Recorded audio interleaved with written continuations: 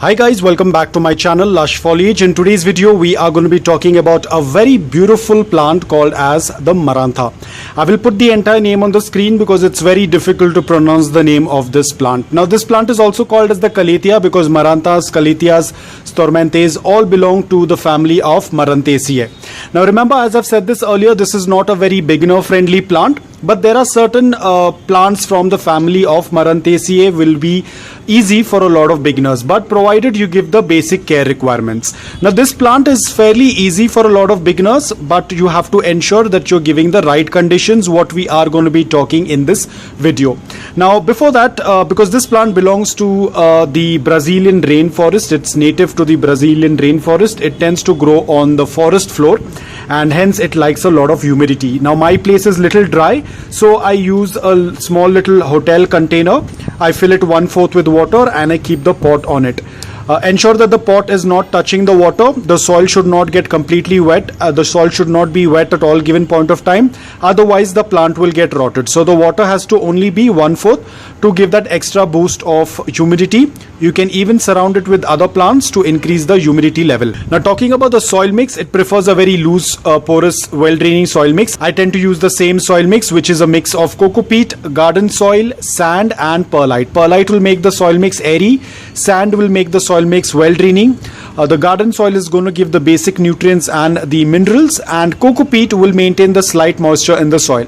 Because they prefer slight moisture in the soil, they are not drought tolerant plant. Now when you are watering, ensure that you are not using tap water, because initially I used to use tap water. That's when I used to see a lot of browning on the leaves.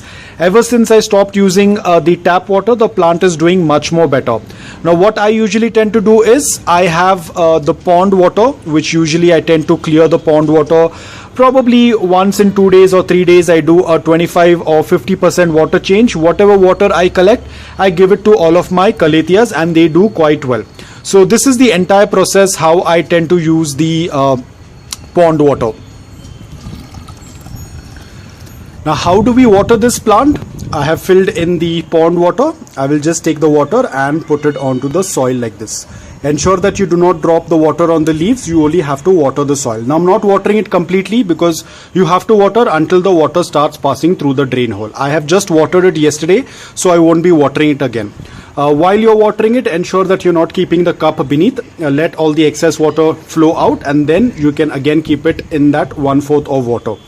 Now I know a lot of you might say this is too much of work, I can't do all this. Then guys, it's better you not get this plant, because this is going to be very important for people who are from a very dry environment. If I was from a very humid environment, like from closer to a coastal area, let's say if I was from Kerala or Mumbai, I wouldn't have done all this because there is a lot of humidity and moisture in the atmosphere.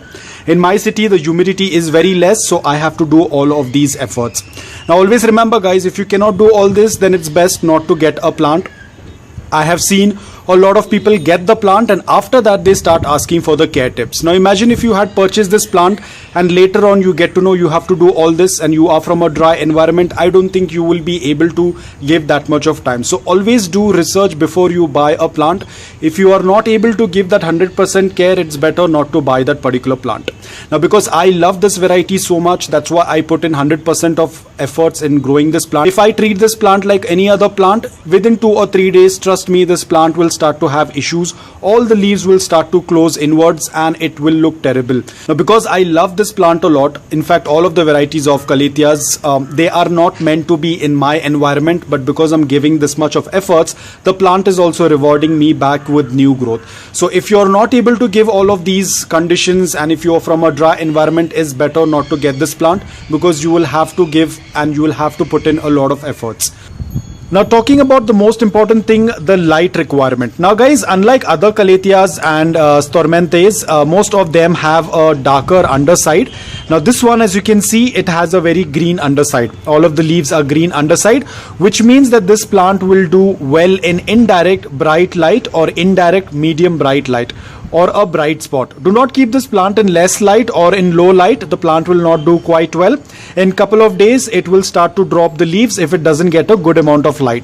You have to check the underneath. The leaves are green, they do not have a dark underside, which indicates that they need a little bit more of light. Now, what kind of light you can provide it? Do not give it direct sunlight. The habitat they come from is from the Brazilian rainforest. They tend to grow on the floor of the forest floor. They do not get a lot of direct sunlight. They either get dappled sunlight or they get filtered light. So you have to give the same conditions for them. If you are going to give direct sunlight, then the leaves will get burnt or the leaves will start to curl because of too much of light. So you have to ensure you give them only indirect bright light. Now, talking about fertilizers, do not fertilize this plant during the winter season because this plant tends to go dormant. In my city, I have seen a lot of new growth. As you can see, there is a lot of new growth coming up. I don't know what's with my city, but I'm happy that even during the winters, it's been growing. Even during November, October, December, it was putting out a lot of new growth. But still, I haven't added any fertilizers. If you want to add fertilizers, you can give any liquid-based fertilizer like seaweed, or how I tend to use the compost tea.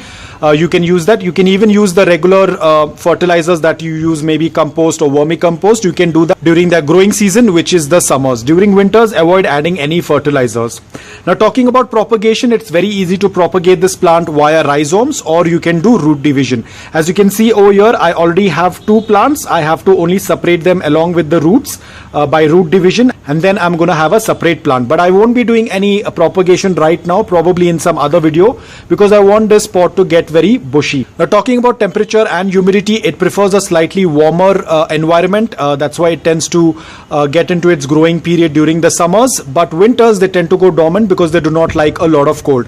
Now, if you are from a place wherein you have very extreme winters or extreme summers, then you'll have to move this plant indoor and keep it in a place where there is a bright spot or there is indirect bright light. Now, talking about pest attack, ideally this plant does get affected with spider mites or white flies. They usually attack the underside of the leaves, so always do a routine check once in 2 weeks or once in 3 weeks. If you happen to see that, you can go for any organic solution. Talking about humidity, this plant does love a lot of humidity. It is not going to do quite well in a dry location. So if you are a person who is from a very dry environment, you will have to follow certain measures like how I tend to do, because even my environment is slightly dry, but I follow all of these measures in order for the plant to be healthy. If you are growing it indoor, and if indoor it's very dry, you'll have to use a humidifier. The humidity is the most important thing for this plant. If there is less humidity, if it's very dry, the leaves will start to fold inwards and it is not going to do quite well. So there has to be a good humidity at all given point of time. Remember, this plant grows on the forest floor of the Brazilian rainforest, so you can imagine the type of environment it prefers. Now, the most important thing, is this plant toxic? No, Calatheas and Maranthas are not toxic to humans and pets, so you can keep it around in your garden or indoor as well. So guys, that's all about it. I hope that this video was helpful to you. If it was, please hit the like button. If you're new to my channel, please consider subscribing to it. Until then, take care, stay safe and keep planting.